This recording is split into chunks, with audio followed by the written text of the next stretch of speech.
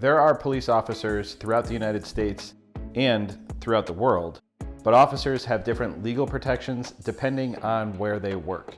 This week's video covers 3 benefits to being an Arizona law enforcement officer and 1 drawback of being an officer here in this state. I'm Steve Serbalik, and I'm a panel attorney for the Arizona Conference of Police and Sheriffs, ASCOPS.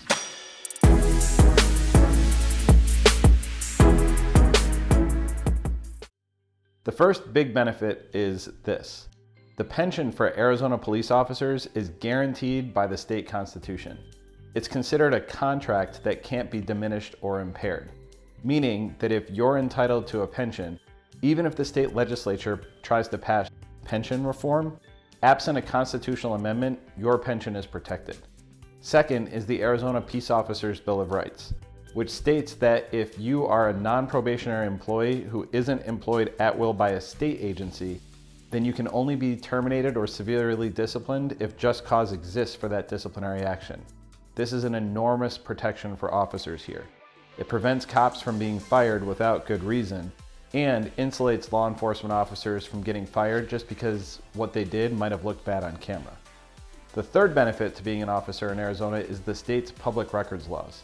Agencies are required to keep records that allow the public to understand their operations, and officers can request documentation that will shed light on agency decision-making, particularly if the request goes through representatives like me who know what to ask for.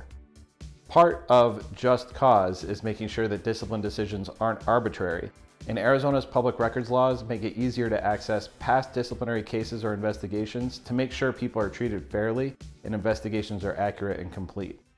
Now for one disadvantage of being an Arizona police officer: the new pension system. While officers who started their law enforcement career many years ago were entitled to a pension that paid out a significant portion of their salary after 20 years of service and were calculated based on the 3 highest consecutive years worked, officers starting now need to work 25 years, have a minimum age for retirement, have their retirement calculated based upon 5 consecutive years, and have the value of their pension capped.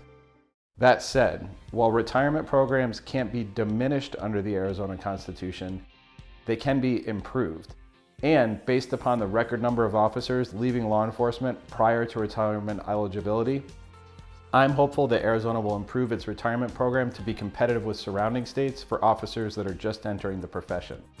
So all of this considered, Arizona does have strong legal protections for officers, including a law mandating that agencies indemnify officers who are sued in their official capacities.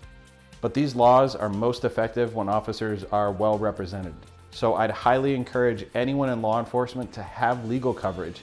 And if you're in Arizona, the best coverage that exists is through ASCOPS. You can join by going to the ASCOPS website or by calling the office at the phone number below.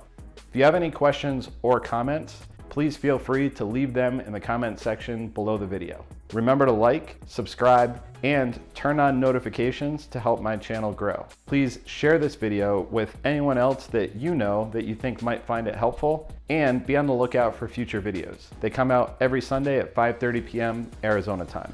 I'm Steve Serbalik. Thanks for watching, and stay safe out there.